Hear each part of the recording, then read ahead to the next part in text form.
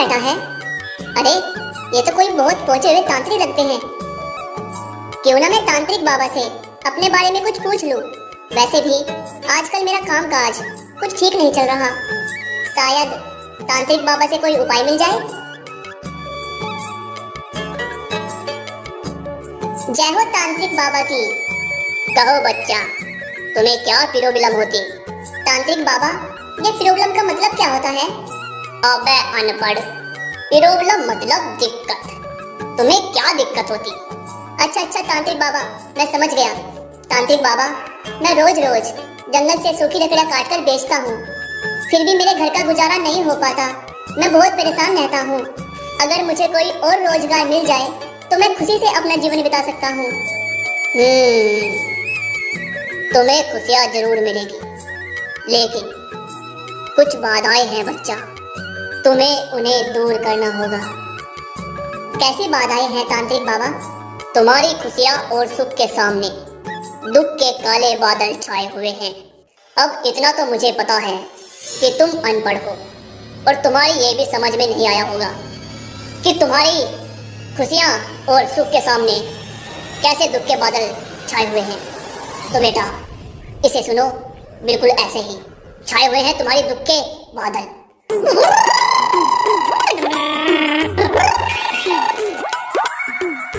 तो बच्चा सुना तुमने, यही है वो दुख के बादल। जी बाबा, बिल्कुल ऐसे ही बादल मेरे सर पे मंडराते रहते हैं। बाबा की जय हो, उपाय बताइए बाबा। इन काले बादलों को हटाने के लिए बच्चा तुम्हें एक पूजा करनी होगी, और उसमें लगभग 2000 रुपए का खर्चा आएगा। क्या तुम इतने पैसे खर्च कर पाओगे अपनी जिंदगी में खुशियाँ लाने के लिए? पर तांत्रिक बाबा, मेरे पास तो इतने रुपए नहीं हैं। जंगल से मैं जितनी भी लकड़ियाँ काटता हूँ उन्हें बेचकर तो बस मुझे 100-200 रुपए ही मिल पाते हैं। तो ठीक है बच्चा, लाओ वो पैसे मुझे दो, और आज से 21 दिनों तक हर रोज तुम 200 रुपए लाकर मुझे देते रहोगे, और उन्हीं पैसों को जोड़कर मैं कुछ पूजा की सामग्री खरीदूंगा, और फिर एक दिन मैं तुम्हारे लिए हवन पूजन करूंगा, और उसके बाद तुम देखना तुम्हारा भाग्य कैसे चमकने लगेगा।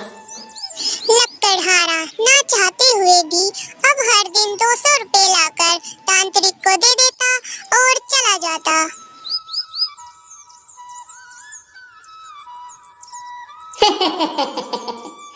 ऐसे ही 2-4 मूर्ख और मिल जाए तो अपना कल्याण हो जाए।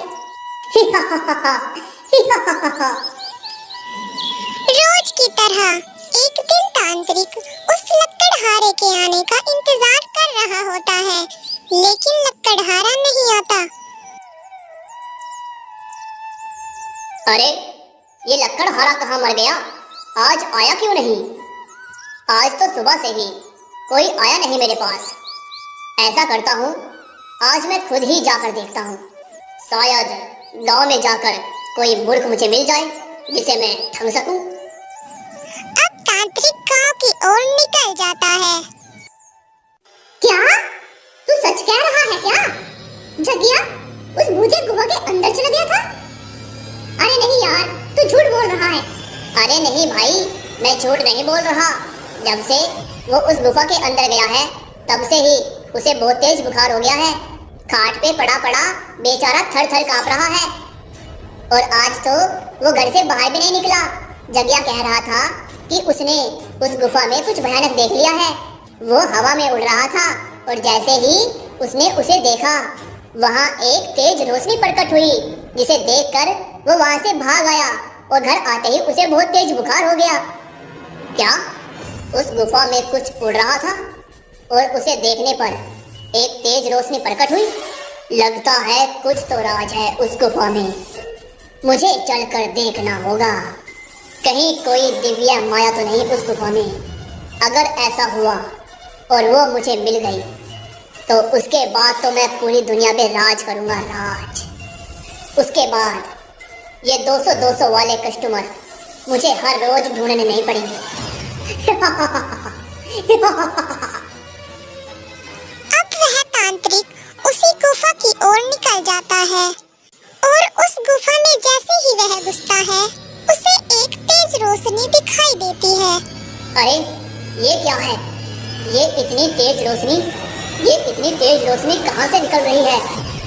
अरे वो क्या है? मुझे उसके पास जाकर देखना होगा। तभी तांत्रिक उसके पास जाकर देखता है। अरे यह तो कोई किताब है, और यह तो सदियों पुरानी किताब लग रही है। तांत्रिक उस किताब को खोलकर पढ़ने लगता है। यह किताब तो 500 साल पुरानी है। इसका मतलब इस किताब में जो भी लिखा है सब सच है। क्या वास्तव में कोई इतना शक्तिशाली बन सकता है जो पूरी दुनिया को अपने वश में कर सके और दुनिया का सबसे शक्तिशाली इंसान बन सकता है? अब वह तांत्रिक उसी गुफा में उस किताब को पढ़ने बैठ जाता है। कई दिन पढ़ने के बाद इस किताब के हिसाब से अगर मैं इस किताब में लिखे हुए मंत्रों का जाप 90 दिनों तक करता हूँ और 151 लोगों की बलि देकर मैं उस शैतान को जगा सकता हूँ जो मुझे इस दुनिया का सबसे शक्तिशाली इंसान बना देगा। हाँ, अब मुझे 90 दिनों तक इन मंत्रों का जाप करना होगा। तभी तांत्रिक उसी गुफा में 90 दिन मंत्रों का जाप करता है।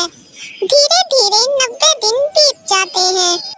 अब मेरे 90 दिनों की मंत्र जाप की तपस्या पूरी हो चुकी है।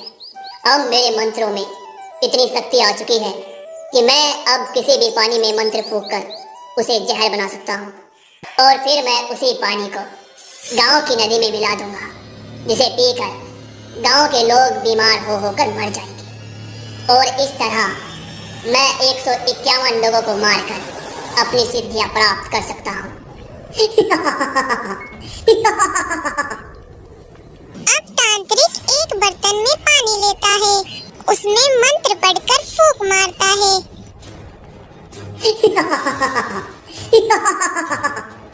अब ये पानी जहर बन चुका है। अब मैं रात में जाकर गांव की नदी में इसे मिला दूंगा। तांत्रिक उस पानी को लेकर अपनी झोपड़ी में चला जाता है और शाम का इंतजार करने लगता है।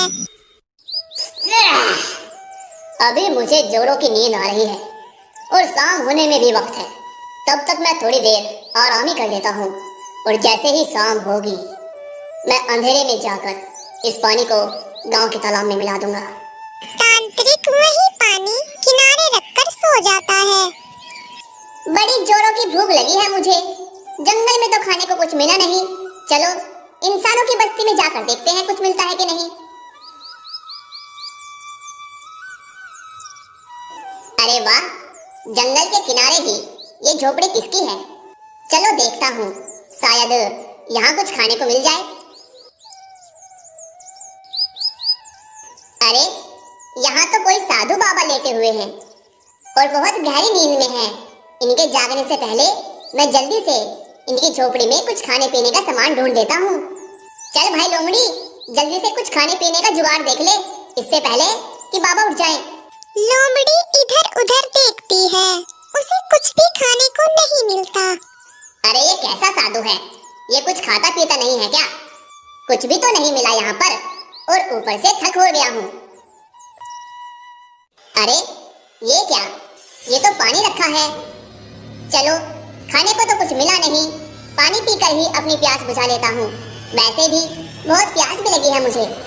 तभी लोमड़ी जाकर वो पानी पीने लगता है और तुरंत ही उसका सर घूमने लगता है। अरे अरे ये क्या हो रहा है? ये क्या हो रहा है मेरे साथ? मेरा सर क्यों घूम रहा है? मुझे चक्कर क्यों आ रहा है? अब जल्दी से यहाँ से निकल लेता हूँ, वरना अगर ये साधु जग गया तो मेरी खैर नहीं। अरे मुझसे तो चला भी नहीं जा रहा है। ये क्या हो गया है मुझे? चलो थोड़ी देर यहीं आराम कर लेता हूँ। जैसे ही सब ठीक होगा तुरंत भाग जाऊंगा यहाँ से। लगता है शाम हो गई। अब जल्दी से जाना चाहिए मुझे नदी में पानी डालने। अरे ये क्या? इसमें तो मैंने पानी रखा था, वो पानी कहाँ गायब हो गया? ऐसा कैसे हो सकता है कि पानी गायब हो जाए? अब मैं क्या करूं?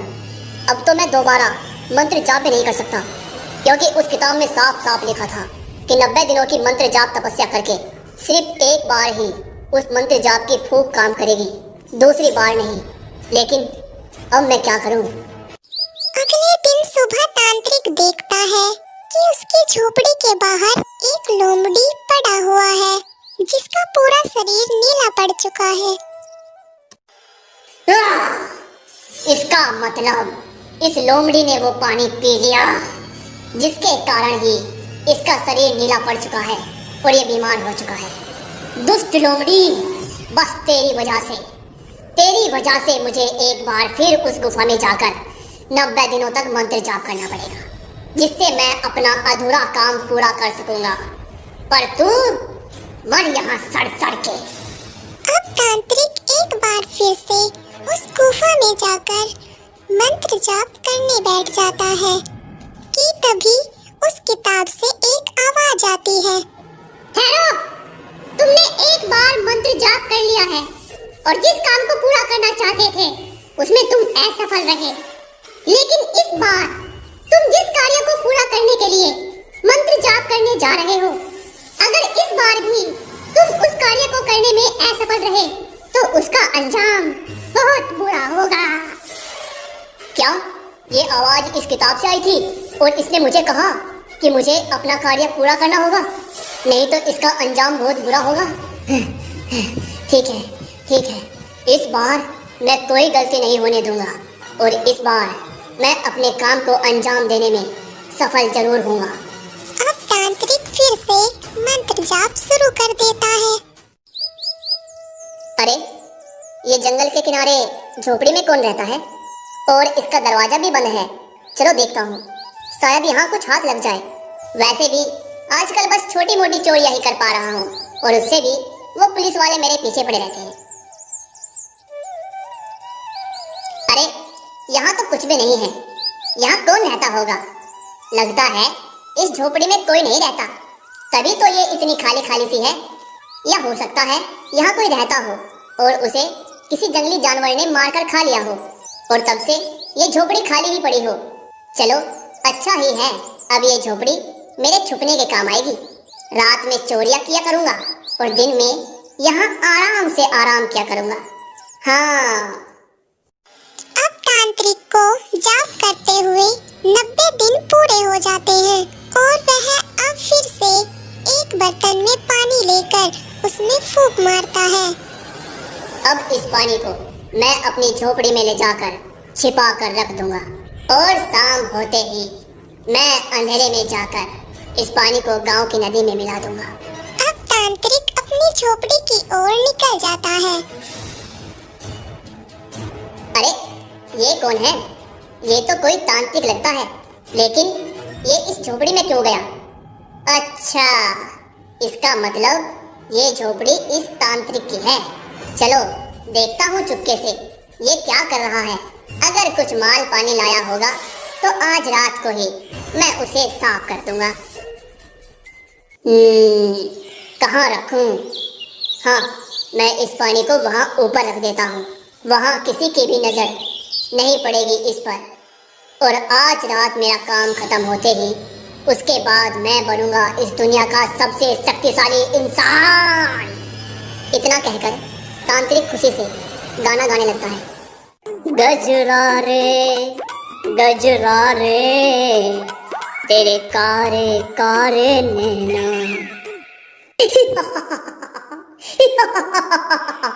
अब ये पानी यहाँ सुरक्षित है, तब तक मैं पेट पूजा के लिए कुछ फल तोड़ के ले आता हूँ। गजरा रे तेरे कारे कारे नैना।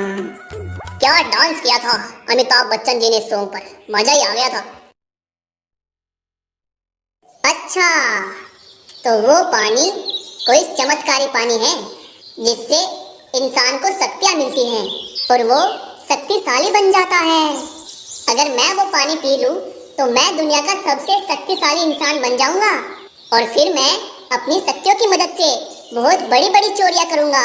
अंबानी को लूटूंगा, उसके लोंडे को लूटूंगा और फिर मैं सैमसंग का S24 अल्ट्रा फोन खरीदूंगा और 100x जूम कर करके फोटो खींचूंगा।